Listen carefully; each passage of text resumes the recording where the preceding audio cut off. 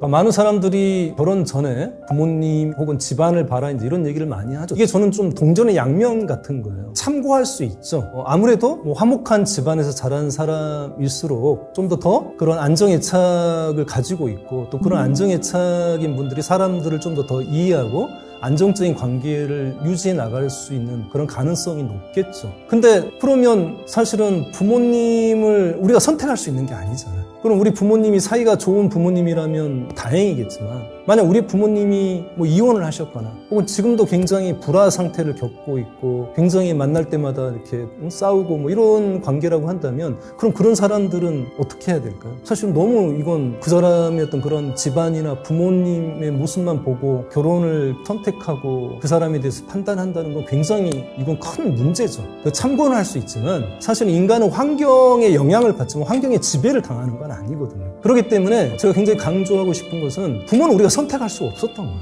그래서 어릴 때 내가 선택할 수 없는 부모 때문에 불가피하게 불안정 애착이신 분들이 있어요. 그리고 본인의 노력 없이 정서적인 이제 금수저죠. 본인의 노력 없이 좋은 부모 만나서 어릴 때부터 그냥 안정감 속에서 자라온 사람들이 있어요. 그럼 억울하잖아요. 내가 그런 정서적 흑수저라고 얘기한다면. 근데 성인에 이르렀을 때 우리가 성인의 이제 애착 유형을 보면 성인의 한 절반은 불안정 애착이고 절반은 안정 애착이란 말이에요. 그럼 이 안정애착이 전부 다 어릴 때부터 줄곧 안정애착이었나요? 그렇지 않아요. 이 중에서 25%는 어릴 때는 불안정애착이었어요. 그런 부모를 만나지 못해서 헤아림과 돌봄을 받지 못해서 불안정애착이었는데 성인이 되면서 안정애착으로 바뀐 사람들이 있어요. 그러니까 이런 사람들은 부모님만 보고 이 사람들을 판단할 수 없는 거죠. 그럼 이런 사람들은 어떻게 해서 안정애착으로 바뀌었을까요? 성인이 되면서? 이분들은 두 가지가 있어요. 첫 번째는 내 부모는 아니지만 내가 살아오면서 나를 진정으로 이해하고 내가 힘들 때 내 옆에 있어줬던 그리고 내 마음을 진심으로 헤아려줬던 누군가를 또 만나는 거예요. 그건 친구일 수도 있고